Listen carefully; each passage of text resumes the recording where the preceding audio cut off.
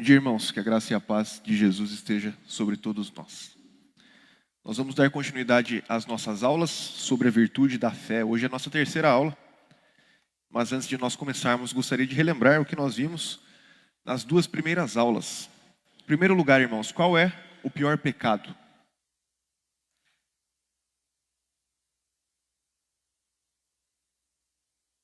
Como? Qual é o pior pecado? Certo. Então, a credulidade é o primeiro e o pior pecado. E o que é fé salvadora? Nós vimos isso semana passada. Essa resposta é um pouco mais longa. Nós dividimos em duas partes para a nossa meditação. O que é a fé salvadora?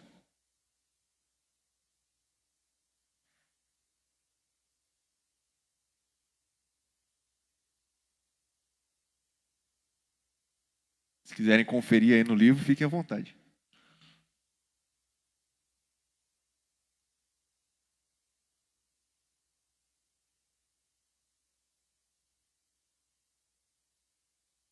Isso. Exato. Então, a fé salvadora é a aceitação possibilitada pelo Espírito de duas coisas que nós vimos. A primeira delas é o descanso em nosso Deus fiel em Cristo, ou seja, é baseada naquilo que Cristo faz para que nós creiamos e confiemos em Deus como o alvo da nossa fé, aquele que é o Deus fiel, que não pode mentir.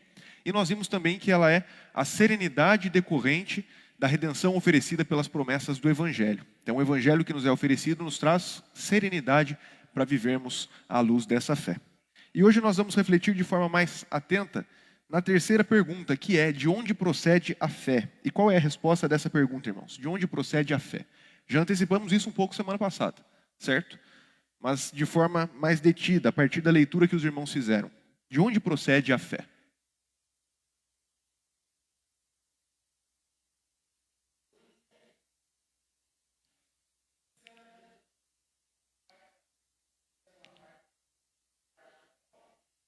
Mais ou menos. Como? Certo. Então vamos lá. De fato, o objetivo é nos trazer um pouco de dúvidas nessa questão aí. De onde procede a fé? Na semana passada nós vimos que ela procede de Deus. É apenas o Espírito Santo quem possibilita que nós tenhamos fé. Então a fé, nesse sentido, procede de Deus. E essa, inclusive, é a resposta da pergunta. A fé, como ato humano, procede de Deus como dom sobrenatural e delegado. O que, em um primeiro momento, pode causar dúvidas a nós é que ela trata a fé como sendo um ato humano. Então, o que significa o fato da fé ser um ato humano?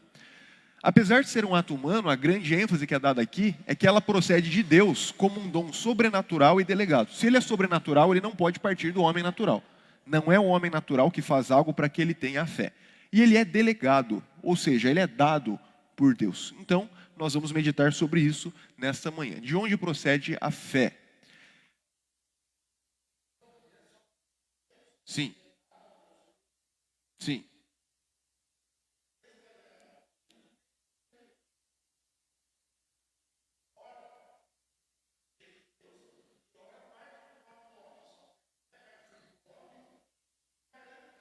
É isso que nós vamos refletir nesta manhã.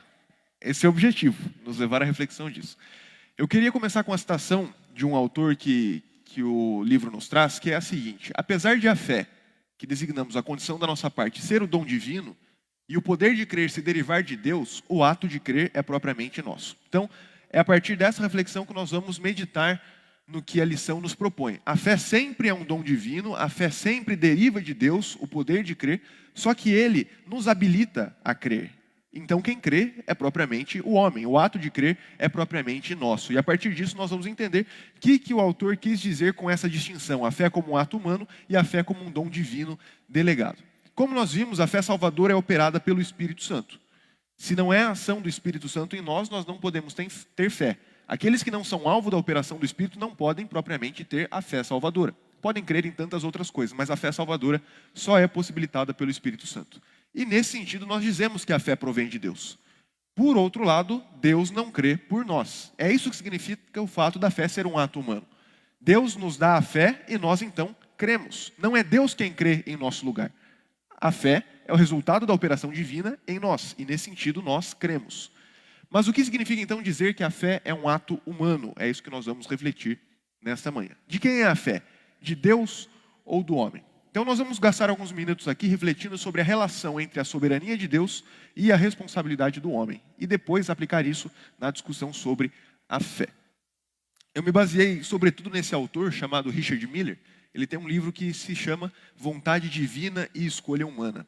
E ele, com base nesse livro, vai mostrar para nós duas situações. Em primeiro lugar, a situação atual do debate entre a responsabilidade humana e a soberania divina, e como esse assunto foi tratado na época dos reformadores e pós-reformadores.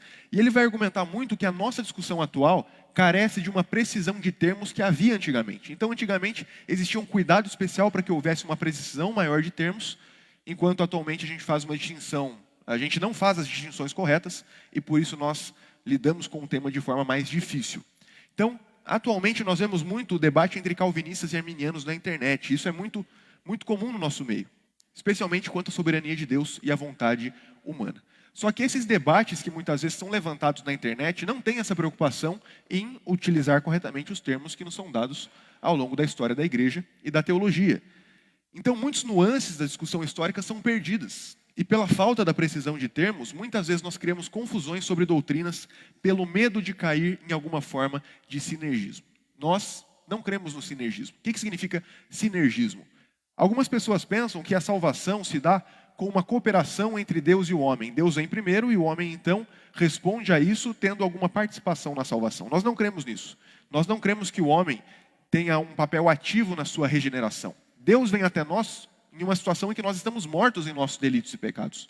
Um morto não pode responder a Deus sem que antes seja renascido. E só depois de nós nascermos de novo é que então nós passamos a viver em obediência a Deus. E nesse sentido, nós não cremos em nenhuma forma de sinergismo. E por essa razão, muitas vezes a gente tem medo de utilizar alguns termos que a nossa própria confissão de fé ou as escrituras usam para falar da nossa resposta à salvação que Deus nos dá. Por exemplo, na semana passada, nós falamos que a fé é aceitação. E muitas pessoas, com medo de cair no sinergismo, não falam que a fé é aceitação. Dizem, na verdade não, é Deus quem nos aceita. Ora, é verdade, nós cremos, Deus nos aceita, mas nós então, por causa disso, respondemos a Ele o aceitando e o recebendo também. Isso acontece também quando nós falamos que a fé é um ato humano. Nós não queremos dizer, quando falamos que a fé é um ato humano, que nós de alguma forma geramos em nós a fé com a nossa participação. Não, é Deus quem age em nós, é Deus quem nos dá a fé, e nós então realizamos o ato de crer, que é o que nós vamos refletir nesta manhã. Atualmente, muitos termos são utilizados para tentar falar da discussão antiga, mas que não eram conhecidos daquela época. Por exemplo, alguns tentam enquadrar teólogos como deterministas, outros como indeterministas. Alguns tentam falar sobre a compatibilidade, ainda que não explicada, da soberania de Deus, da responsabilidade humana, ou um incompatibilismo. Outros falam libertarianismo. Enfim, são termos que nós costumamos usar hoje, talvez vocês observem algumas discussões, mas que não eram usados naquela época. Mas qual foi então a forma que os autores do passado discutiram essa questão, relacionando soberania divina e escolha humana? Vamos para a nossa confissão de fé, ela nos ajuda a entender como isso acontece. Desde toda a eternidade, Deus, pelo muito sábio e santo conselho da sua própria vontade, ordenou livre e imutavelmente tudo quanto vem a acontecer. Afinal, Ele é soberano. Ainda assim, Deus não é autor do pecado, tampouco a vontade das criaturas é violada, nem a liberdade ou contingência das causas secundárias é tirada, mas em vez disso, estabelecida. O que a nossa confissão fala com esses termos em negrito? Ele diz que Deus, sendo soberano, não tira a vontade das criaturas e nem a liberdade ou contingência das causas secundárias é tirada. O que são causas secundárias, irmãos? Os irmãos já ouviram esse termo na nossa confissão de fé? Causas secundárias? Quando a nossa confissão de fé usa esse termo, ele refere, em primeiro lugar, a Deus como sendo a causa primária de todas as coisas. Todas as outras causas só são possíveis de acontecerem, de realizarem, por causa da causa primária, que é Deus. Deus que não é só o Criador, mas é aquele que sustenta e governa todas as coisas pela sua providência. Então, todas as causas secundárias, por assim dizer, agem de acordo com a causa primária, que é Deus. Só que essas causas secundárias, o texto diz que são livres e contingentes. O que é contingência? Quando dizemos que algo é contingente.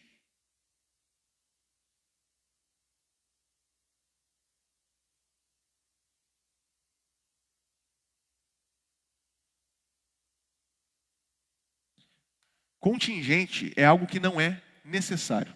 Algo necessário é algo que precisa ser feito desta forma. Se não for dessa forma, não acontecerá. Então, quando a gente fala de necessidade, por exemplo, a gente diz que é necessário que Deus seja quem Ele é. Deus é um ato puro, Deus é um ser simples, um ser soberano, e dessa forma é necessário que essas coisas aconteçam dessa forma.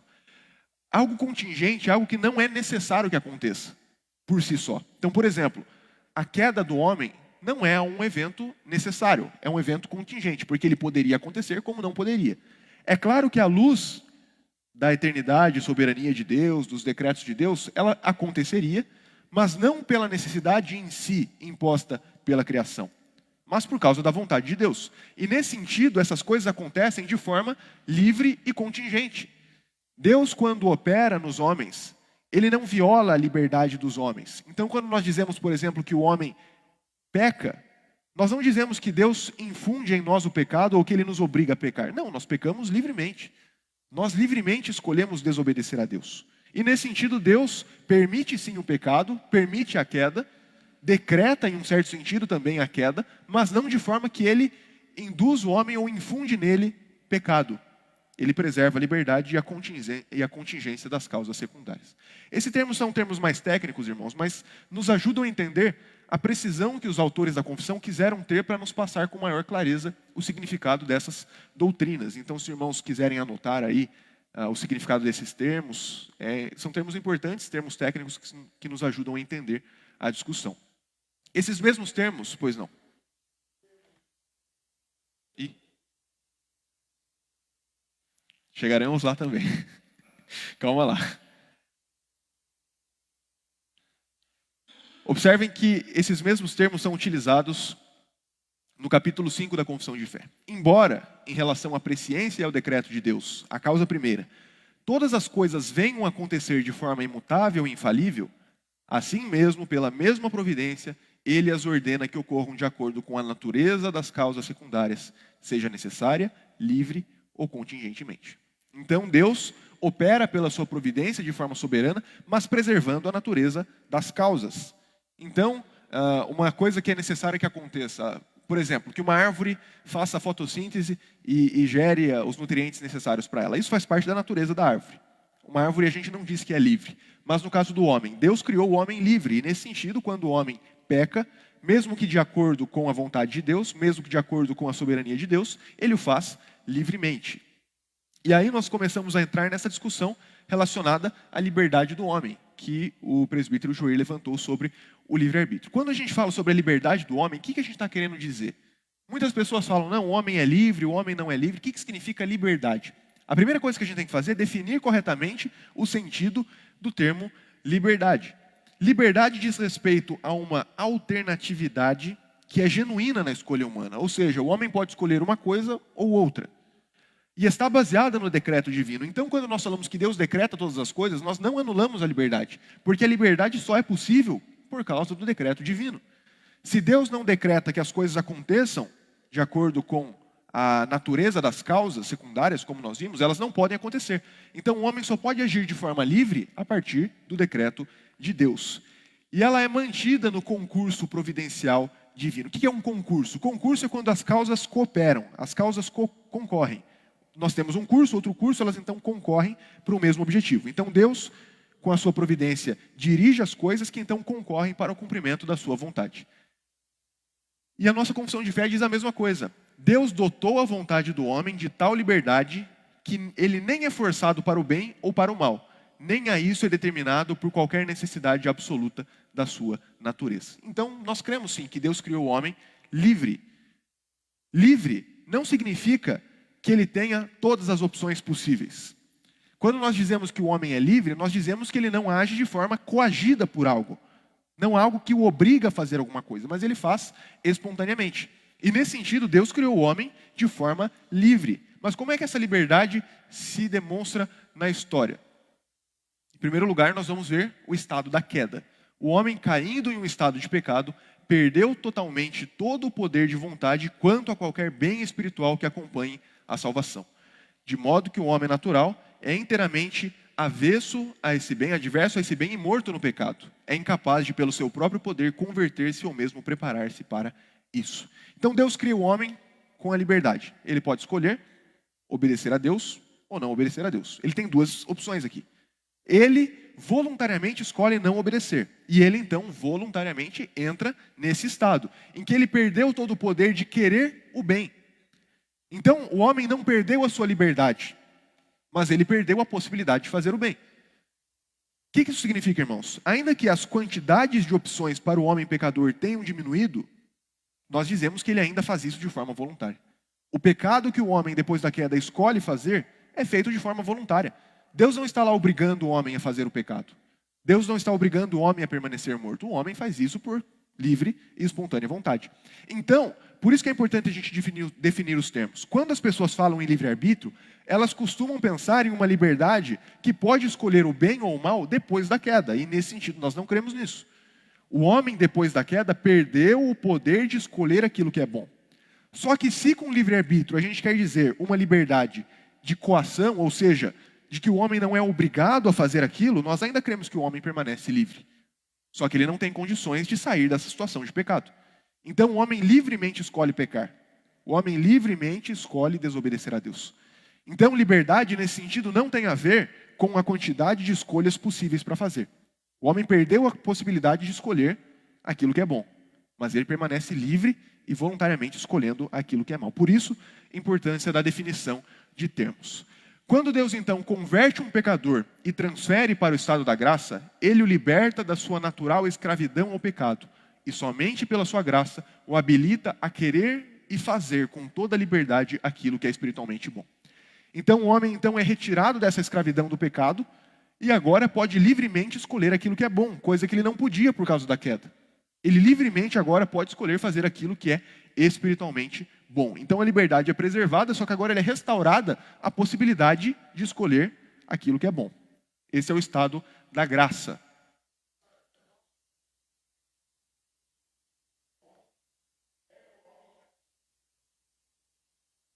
Não. Não, porque nós ainda permanecemos sofrendo as consequências do pecado, mesmo depois da salvação. A ideia é que ele liberta da escravidão do pecado. O que significa isso? Significa que eu não estou mais unicamente possibilitado a escolher o que é mal. Agora eu tenho também a possibilidade de escolher fazer aquilo que é bom e que agrada a Deus. No estado da glória, quando nós então formos reunidos com Deus, formos ressurretos e, enfim, não haverá mais a presença do pecado, a gente vai perder a possibilidade de escolher aquilo que é mal. Nós vamos escolher apenas aquilo que é bom. Só que nós não vamos dizer que nós somos menos livres por causa disso. Porque, ainda que eu não possa mais escolher o que é mal, eu voluntariamente escolho obedecer a Deus e fazer aquilo que é bom.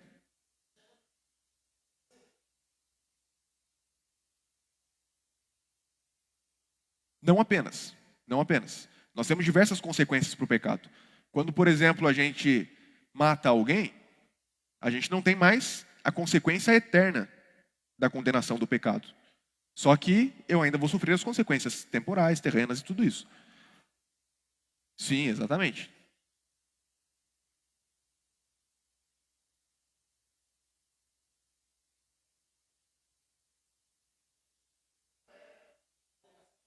Isso.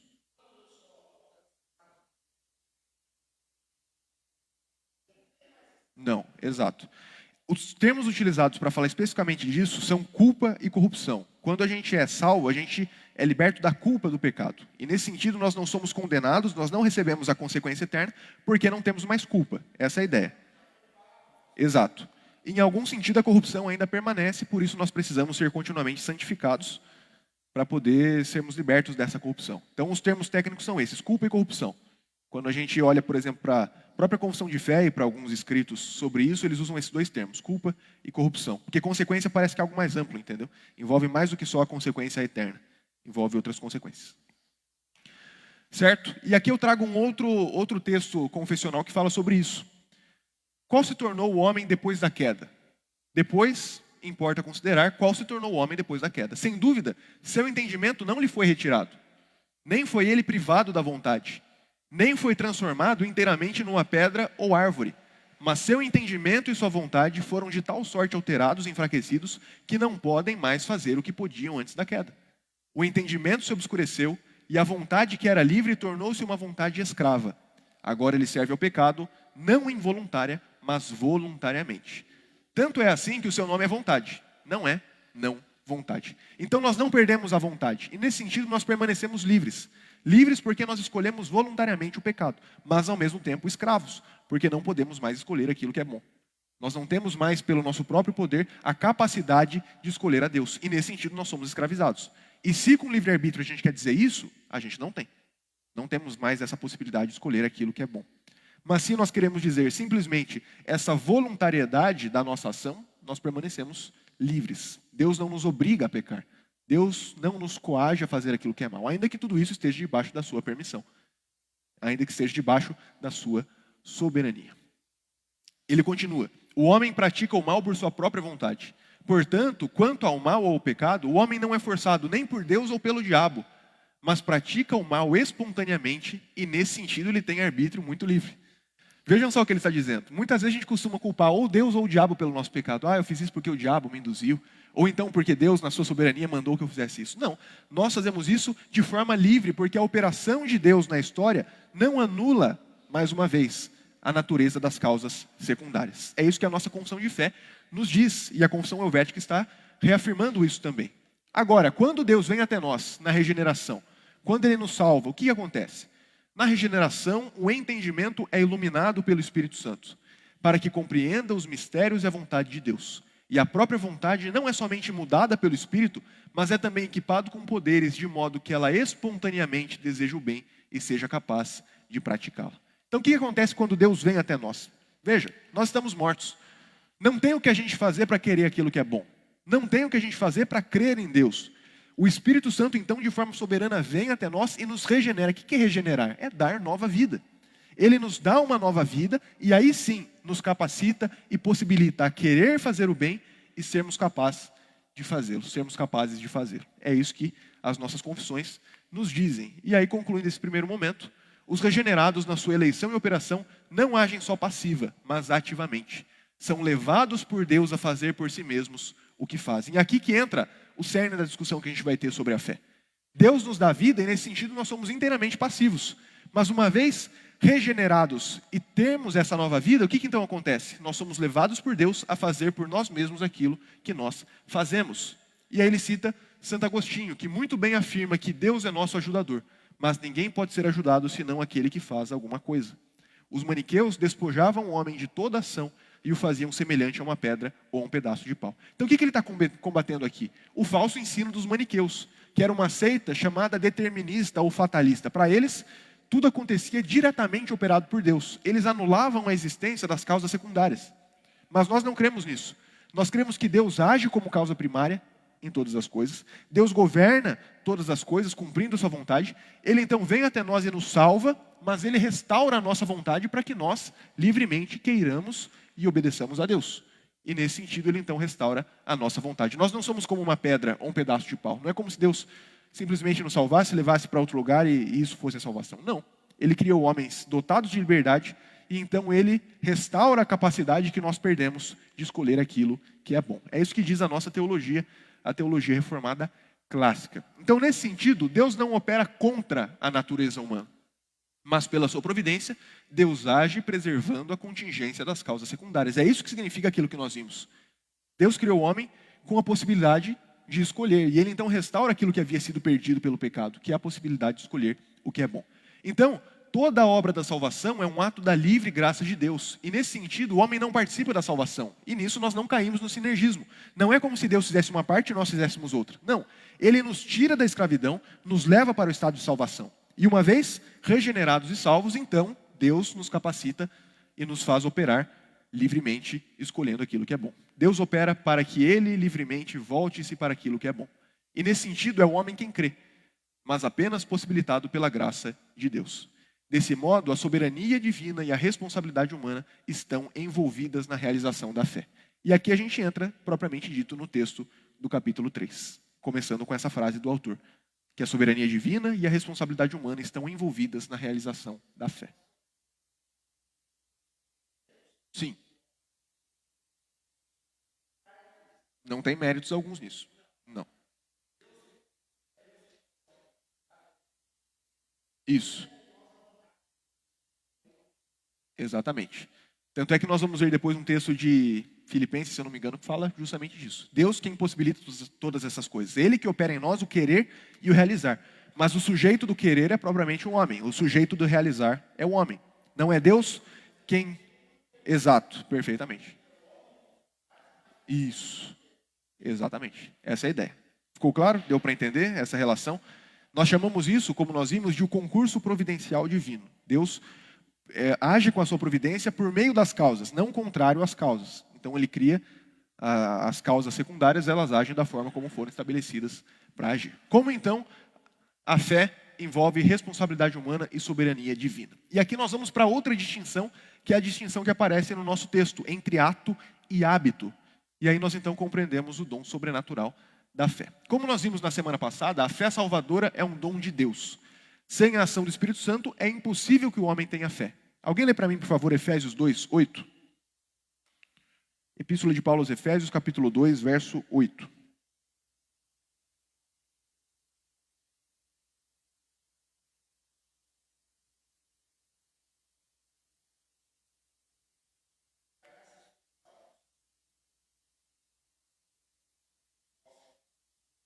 Isso não vem de vós. Não parte de nós. Nós estávamos mortos. Se a gente olha o contexto, qual que é a ideia ali?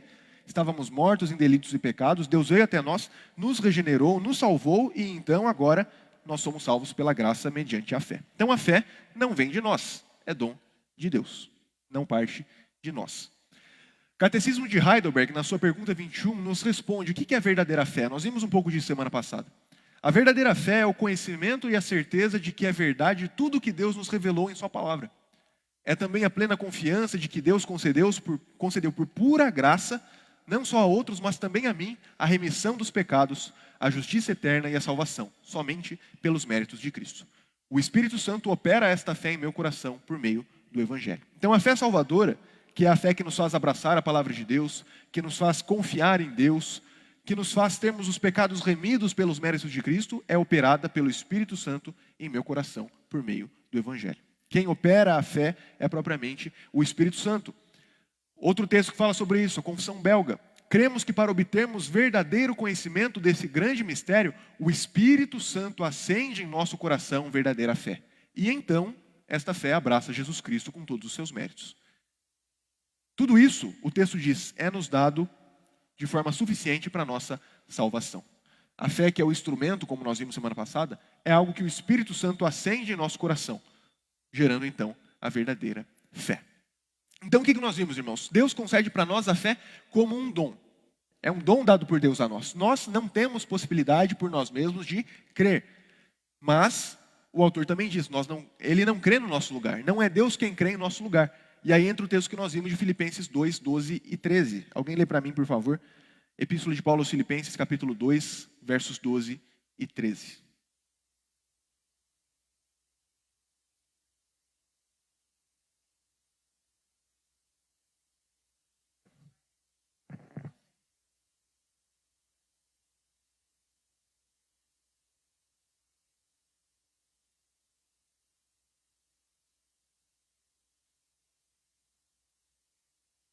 Vejam que há duas coisas envolvidas aqui. No versículo 12, ele dá uma ordem para os seus leitores, de que eles desenvolvam a sua salvação. Em outras palavras, eles deveriam responder à ação de Deus fazendo algo. Vivendo em santificação, praticando boas obras, respondendo a que Deus faz com fé. Mas aí no verso 13 ele diz como que isso é possível. Quem opera em vós o querer e o realizar é Deus.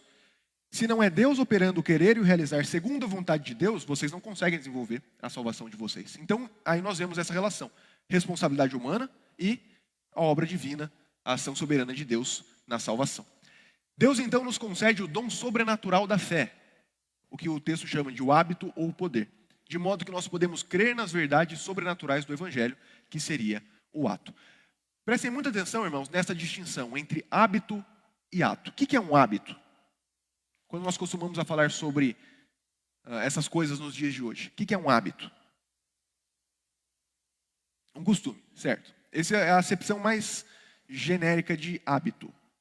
Agora, quando nós falamos sobre o hábito, em termos teológicos, quando falamos sobre a fé como um hábito, nós não dizemos propriamente com esse sentido de costume.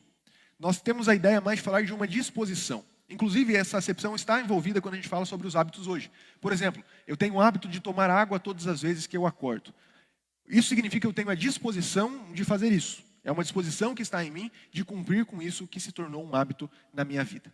Quando nós falamos sobre a fé como um hábito, essa é a ideia. Nós temos a disposição de crer. Então, Deus nos concede o dom sobrenatural da fé, o hábito da fé, o poder da fé, a disposição para crer. Uma vez que Deus nos dá o hábito da fé, nós podemos crer nas verdades sobrenaturais do Evangelho, que é propriamente o ato da fé. Nós temos então a recepção de um hábito, de um poder, e nós então levamos a cabo o ato da fé. E ato aqui, irmãos, qual que é a ideia de ato? O que é um ato? Quando nós dizemos que nós agimos, o que significa a palavra ato?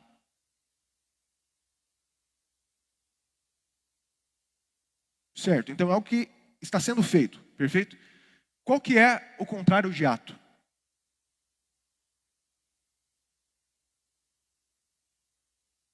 Mais ou menos. Aquilo que se algo não está em ato, qual que é o oposto disso? Como?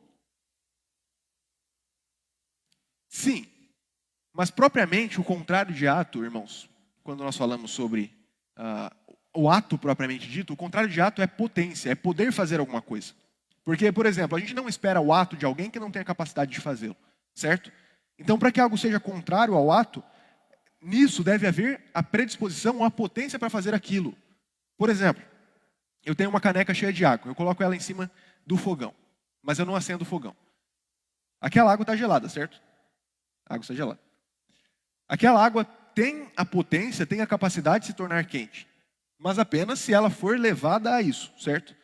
Então, acendo o fogão, ela esquenta, e aí sim nós dizemos que ela está quente em ato. Na terminologia teológica, essa que é a ideia. Algo está em potência, essa potência então é levada, ou então ela é atualizada. O termo atualizado significa isso, ela é tornada em ato. Então, quando a gente fala sobre o ato da fé, a gente está falando justamente isso, algo que está em potência, mas que é atualizado, é levado a fazer aquilo para o qual ela foi designada. Então, isso, o contrário de ato é potência, é poder ser, mas não propriamente ser, entendeu? Tanto é, aí abrindo só um parênteses para explicar isso, quando nós falamos sobre Deus, na nossa confissão de fé, ele aparece com essa expressão de que Deus é ato puro. O que significa o fato de Deus ser ato puro? Significa justamente isso, em Deus não existe potência. Qual que é a ideia de potência? É você ser algo que você não é ainda. Você tem a capacidade de ser algo, mas em Deus não é isso. Se a gente fala que Deus tem a capacidade de ser algo que Ele não é, então Ele não é perfeito. Exatamente. Por exemplo, se Deus tem a potência de perder algo, então Ele vai deixar de ser Deus, Ele não vai ser mais Deus. Ou então Ele tem a potência de ganhar algo, também não pode ser Deus. Se Ele é perfeito, Ele não pode receber nada de fora. Então essa é a distinção, potência e ato. E ela é utilizada para falar sobre a fé nessa medida. A fé, então, é o hábito, é o poder de crer. E nós recebemos essa potência da parte de Deus, que é então atualizada, é colocada em ato quando nós cremos nas verdades sobrenaturais do Evangelho. E nós vamos prestar atenção em como isso acontece na nossa vida. Nós vimos também que a fé é sobrenatural. Por quê? Uma fé natural não é capaz de salvar. Uma fé natural não nos pode elevar mais alto do que aquilo que está disponível na teologia natural.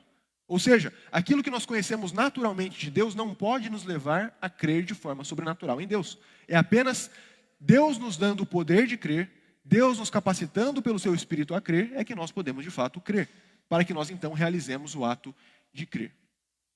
Mais uma vez, voltando ao texto que nós já lemos da confissão. O pecado nos fez perder totalmente o poder de fazer qualquer bem espiritual. Por isso que o homem, depois da queda, é incapaz de, pelo seu próprio poder, converter-se ou mesmo preparar-se para isso. Nenhum homem pode nem mesmo se preparar para ser salvo, se não é a ação sobrenatural de Deus. Mas quando Deus, então, converte um pecador, o que ele faz? Somente pela sua graça o habilita a querer e fazer com toda a liberdade aquilo que é espiritualmente bom. Deus, então, vem ao homem e o habilita a fazer isso e a querer isso. É isso que o texto nos diz. Deus, então, nos dá o hábito da fé. Apesar de a fé, mais uma vez aquele texto que nós lemos, ser o dom divino e o poder de crer se derivar de Deus, o ato de crer é propriamente nosso. O que então Deus faz? Deus nos dá o hábito, Ele nos capacita a crer.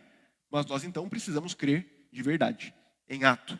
Alguém lê para mim, por favor, Romanos 16, 26?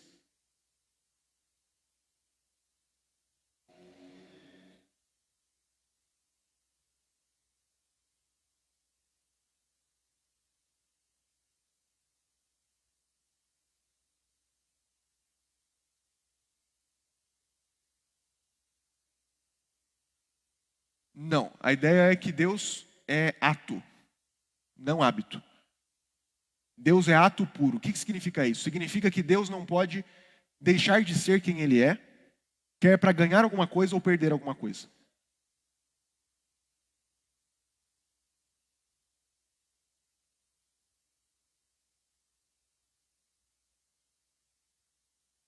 Isso, exatamente. Nós temos potência de sermos outras coisas, de nos tornarmos outras coisas, mas Deus não. Deus não deixa de ser quem Ele é. Ele é imutável nesse sentido, né? É como Ele se revela a Moisés na sarça. Eu sou o que sou, eu não posso deixar de ser quem eu sou. Nem ganhando alguma coisa, nem perdendo alguma coisa. Exato, perfeito, isso mesmo. Romanos 16, 26. Quem lê para mim, por favor?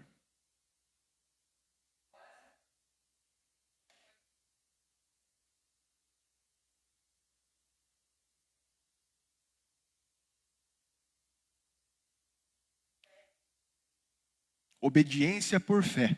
Paulo está relacionando aquela fé que ele havia tratado nos capítulos anteriores de Romanos a uma fé que leva à obediência. E aqui ele não está falando propriamente de obediência como obras, como o amor que nós vamos ver depois, que é resultado dessa fé. Mas ele está falando da própria obediência da fé. A fé sendo colocada em prática, colocada em ato. E nesse sentido, a fé envolve tanto a soberania de Deus quanto a responsabilidade humana. Mais uma vez, isso não significa que haja méritos em nós ou algum tipo de sinergia. O hábito da fé é livremente dado por Deus pela atuação do Espírito Santo em nós.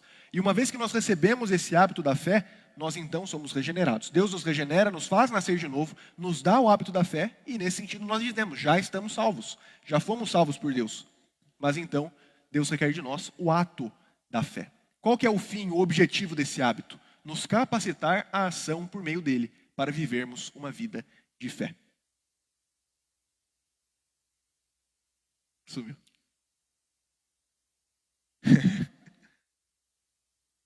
Certo, irmãos? Então, qual que é a ideia ali que foi passada? A ideia é que Deus nos dá o hábito de crer com um objetivo, que essa fé seja colocada em prática. Alguém tem alguma dúvida até aqui, irmãos, sobre essa questão? Deu para entender tanto aquela primeira discussão sobre soberania divina, responsabilidade humana, e isso aplicado à ideia da fé? Fé como tanto um hábito quanto um ato? Ficou claro? Esses termos, irmãos, podem parecer em um primeiro momento confusos, mas eles são muito importantes porque nos ajudam a entender melhor aquilo que está sendo revelado por Deus na sua palavra e como que isso se aplica à nossa vida. Quando a gente não tem muito essa precisão de termos, aí a gente fica discutindo, tem livre-arbítrio ou não tem? Mas qual que deveria ser a pergunta? O que você está querendo dizer quando você utiliza essas palavras? O que você está querendo expressar com isso? E é o que nós vimos na discussão anterior. Se a gente está querendo dizer que o homem pode escolher, em um estado de escravidão no pecado, sair dela ou não, nesse sentido não temos. Mas se você quer dizer que você age sem coação, sem uma ação que te obriga a fazer aquilo, isso sim, nós temos liberdade e por isso nós escolhemos fazer o que é mal. Até que Deus venha até nós, nos liberte dessa escravidão e nos faça querer voluntariamente aquilo que é bom. Sem pressa.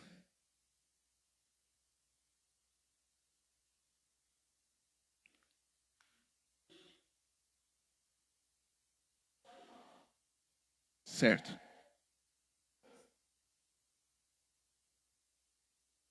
Certo. São 4 liberdades.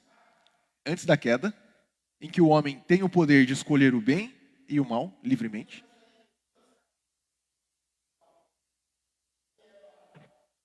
Certo.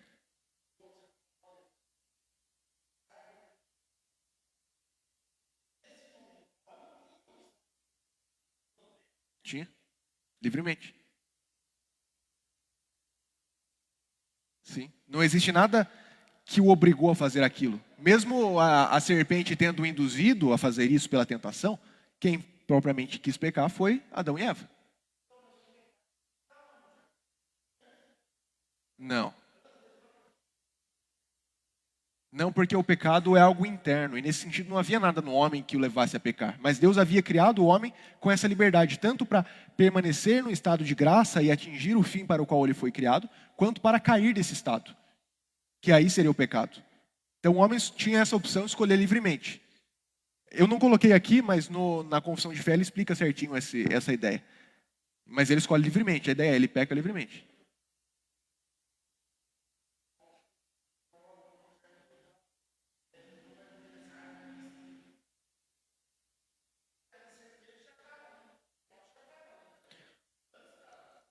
O diabo já havia caído. Isso sim, já havia pecado na criação, na medida em que a queda dos anjos maus já havia acontecido. Então Satanás já existia, ele já havia pecado.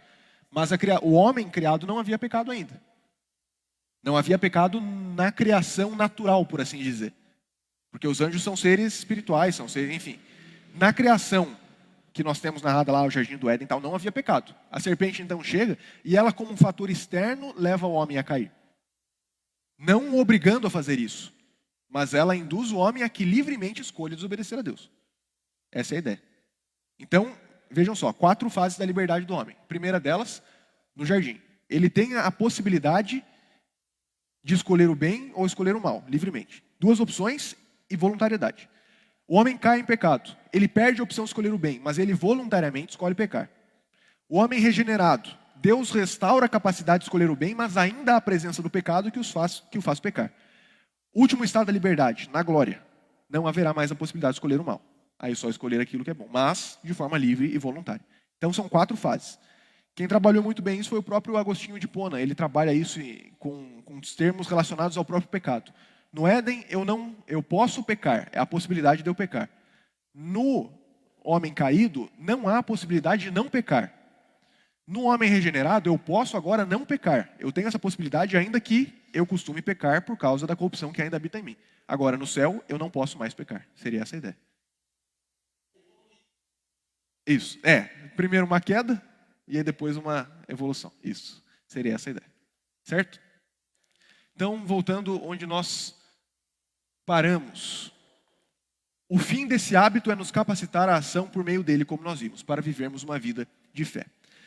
E aqui ele traz a citação de um autor que diz que assim, tendo recebido o dom, o hábito, então, digo, o Senhor requer de nós que realizemos atos de fé. Nós recebemos o dom e o hábito de crer, e agora o Senhor requer de nós atos de fé. Na recepção do hábito, como nós vimos, nós somos inteiramente passivos, afinal, nós estávamos mortos em delitos e pecados. Essa era a nossa situação. Mortos em delitos e pecados, não podemos crer. Mas agora, então, nós recebemos o hábito de forma passiva. Alguém lê para mim, por favor, Efésios 2, 5? Por favor.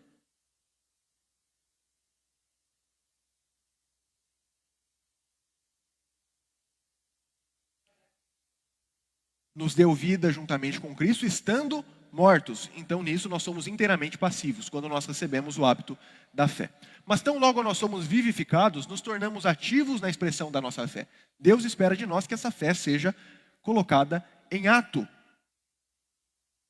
O ato da vontade, o autor do livro nos mostra, completa a união entre Cristo e o crente, que torna em última instância o crente um com ele.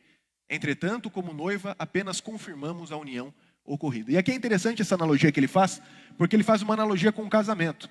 No casamento hoje, qual que é a ideia? Homem e mulher livremente consentem o casamento, ambas as partes, certo? No caso do casamento entre Cristo e o crente, que reflete essa união, tudo é feito por Cristo. E nesse sentido, nós já estamos unidos a Ele para que então nós confirmemos isso. E o ato da fé seria essa confirmação. Nós já fomos unidos com Cristo, somos um com Ele e então confirmamos a união que foi ocorrida. A união com Cristo, irmãos, como nós vimos, é efetuada pelo Espírito. Se não é o Espírito que nos une a Cristo, nós não podemos responder a essa união, porque nós não estamos unidos a Ele. 1 Coríntios 12, 12 e 13. Alguém lê, por favor.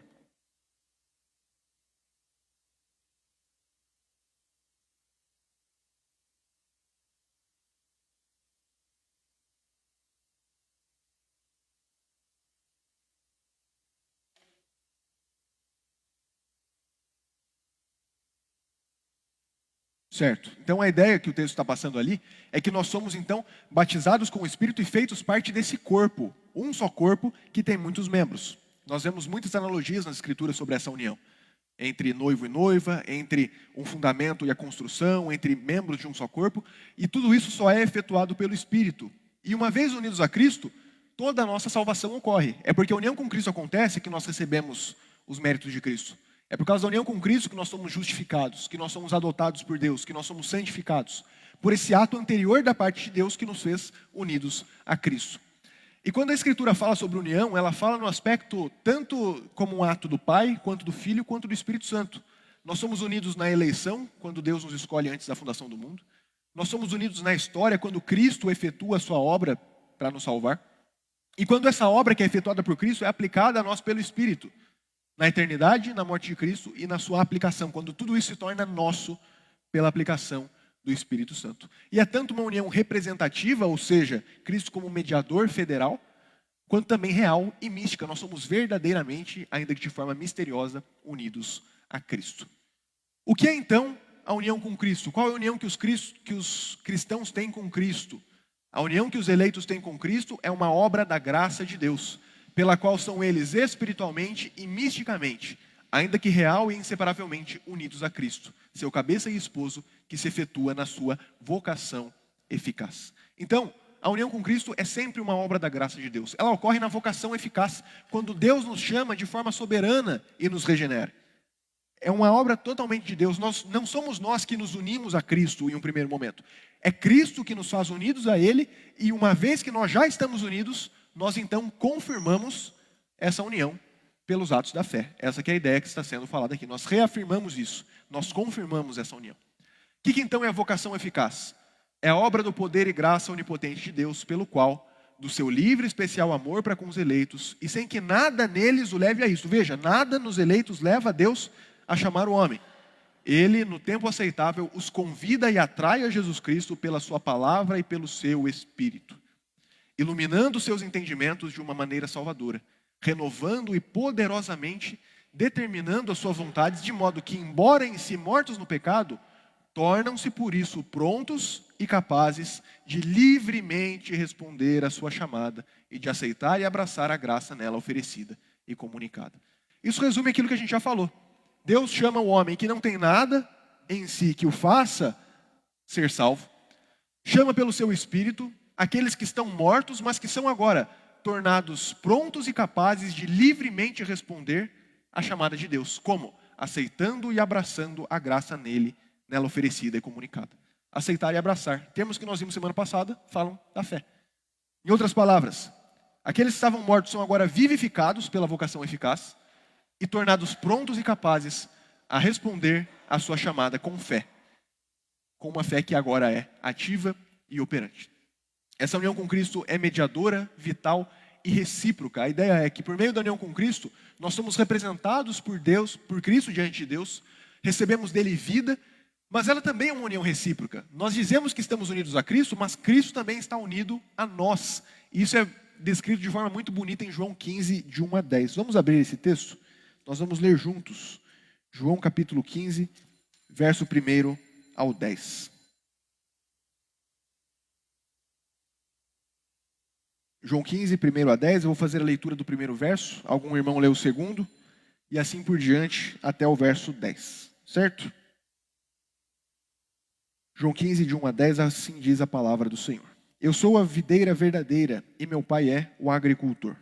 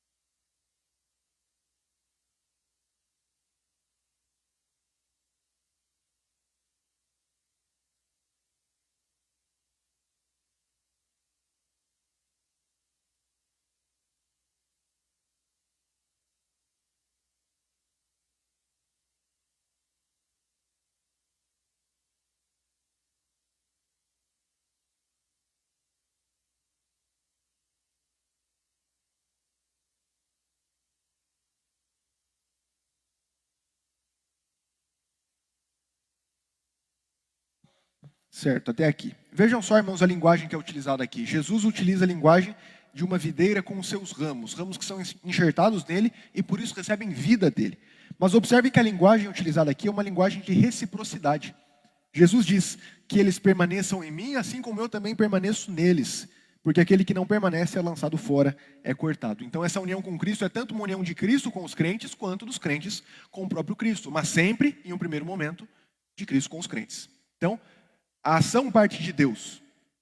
O fato de sermos unidos a Cristo parte de Deus. E uma vez então unidos a Cristo, nós confirmamos essa união de forma recíproca. Alguém lê para mim Gálatas 2:20 rapidamente, por favor.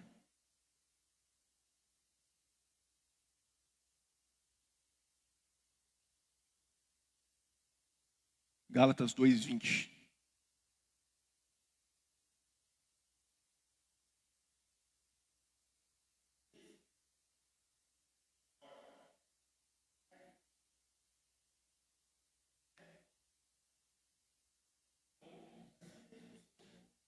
Então vejam a relação. Cristo vive em mim, a ideia de união com Cristo aqui. E isso possibilita que ele viva uma vida pela fé. Relacionando essas duas coisas. Uma vez unido a Cristo, eu vivo essa vida pela fé. Tem um autor chamado Thomas Goodwin, viveu no século XVII, ele escreveu bastante sobre esse tema, e eu queria trazer algumas citações dele aqui, algumas inclusive estão citadas aí no livro. Vejam o que ele diz. Trata-se em verdade de uma união da parte de Cristo, encontrada na ordem da natureza, estabelecida em primeiro lugar pelo Espírito. Então veja que ele coloca aqui a proeminência naquilo que o Espírito faz. E daí o texto de Filipenses 3:12 afirmar: ele nos compreendeu antes que pudéssemos compreendê-lo. Ele nos fez parte dele antes que nós o recebêssemos. Contudo, a fé realiza a união da nossa parte. Por meio dela, nós o recebemos e nos apegamos a ele. Apenas a fé realiza isso. O amor, de fato, faz com que também nos apeguemos a ele. Mas a fé vem primeiro. Um outro autor diz: por meio de uma união verdadeira e real e apenas passiva da parte deles, os eleitos estão unidos a Cristo quando seu Espírito toma posse deles em primeiro lugar e infunde neles o princípio da nova vida. Esse princípio da nova vida é propriamente o hábito da fé. O começo do qual a vida não pode proceder de nada mais além da união com o Espírito de Cristo. Mas vejam só o que ele diz. Além disso, uma vez que a fé é um ato que flui do princípio da vida espiritual, torna-se evidente que, em um sentido sadio, se pode dizer que a pessoa eleita está unida a Cristo de forma verdadeira antes da fé real. Em outras palavras, a fé real é uma expressão dessa união que nós tivemos antes com Cristo Jesus. A fé que é dada em princípio, é dada em hábito, é agora trazida em ato por aquilo que o Espírito Santo faz em nós. Assim é uma união quando o Espírito concede a nós nova vida, nos regenerando, mas essa união se torna mútua de forma ativa e cooperativa, envolvendo o ato da fé e todos os benefícios de Cristo aplicados ao seu povo. Para concluir, irmãos, eu gostaria de fazer a leitura de alguns pequenos benefícios que nós podemos tirar dessa distinção que nós fizemos. Vocês perceberam que a gente fez um trabalho cuidadoso aqui de definir termos, utilizar termos adequados. E eu queria mostrar o porquê que isso é importante para nós como igreja, porquê que isso nos ajuda. O que a distinção entre fé habitual e atual nos traz como igreja? Em primeiro lugar, a fé que nos justifica pertence a nós de fato e age como um instrumento de justificação. A fé é sim um dom de Deus, mas a fé é nossa, é propriamente nossa. Deus nos dá a fé que se torna então nossa. E se a fé é nossa, nós temos ela como instrumento que nos traz perdão de pecados. Em segundo lugar, a fé que justifica é capacitada pelo poder ou hábito concedido a nós por Deus de modo livre e gracioso. Não envolve as nossas obras. Não envolve aquilo que a gente faz para ser salvo. Não há nada em nós que nos capacite e possibilite a termos fé. Por isso a fé nos é dada de forma graciosa e livre pelo hábito da fé que Deus nos dá. Em relação à união com Cristo, Ele nos recebe primeiro com sua graça e em seguida nos capacita a recebê-lo pelo ato de crer. Quando nós cremos em ato, nós então trazemos essa união à sua completude, uma união que é definitiva. Isso também nos leva ao fato de que os nossos atos de fé em relação a Cristo jamais terminam. A fé não é o que envolve apenas o início da nossa vida cristã. A fé não é apenas um hábito, ela também é ato. Por isso a fé é algo que passa na vida do crente ao longo de toda a sua vida, que está presente e é colocada em prática sempre que o crente se apega e abraça a Cristo Jesus com fé e com confiança. Para Cristo habitar em nós pela fé, deve existir o olhar contínuo de Cristo e a atuação dele em nós, como objeto detentor de virtude para comunicá-las a nós, penetrar em nosso coração e atuar em nossa alma. Cristo habitar em nosso coração pela fé decorre de sua operação e atuação, das quais a fé é o instrumento. Então a fé é aquilo que faz com que Cristo habite em nós, não só no momento em que nós passamos a crer, mas em toda a nossa vida cristã. Para terminar então, irmãos, o que nós vimos? Nós vimos que a fé é um ato sobrenatural de Deus, certo? Não há nada em nós que nos faça receber a fé ou gere a fé a parte da obra de Deus em nós. É apenas o Espírito Santo que nos dá vida quando nós estamos mortos em delitos e pecados. Mas uma vez que nós somos capacitados a crer, nós somos chamados a realizar atos de fé em nossa vida cristã. Outra coisa que eu quis destacar para os irmãos e deixar claro, a igreja na história sempre foi cuidadosa em definir os termos. E o que ela ensinou para nós? Que a fé é tanto habitual, ou seja, o poder de crer, quanto atual, o próprio ato de crer. Isso é bem claro na nossa união com Cristo. Nós somos soberanamente unidos a Cristo quando o Espírito nos dá a nova vida, mas essa união é completa e mútua quando nós respondemos a ela com uma fé atuante. Por isso, a fé é tanto um ato sobrenatural e soberano de Deus, quanto um ato humano. E aí a gente volta no começo, que foi a nossa dúvida. Como que ela é tanto um ato sobrenatural, quanto um ato humano? Nós recebemos Jesus em nosso coração, em toda a nossa vida, em todos os nossos atos diários de fé. E as disposições de amor surgirão em nosso coração quando nós aplicarmos atos de fé em nosso Salvador. A ideia é que tanto a esperança quanto o amor são resultado dessa fé que é atuante e que opera em toda a nossa vida. Certo? Assim nós terminamos a nossa aula de hoje. Alguém tem alguma pergunta ou comentário sobre aquilo que nós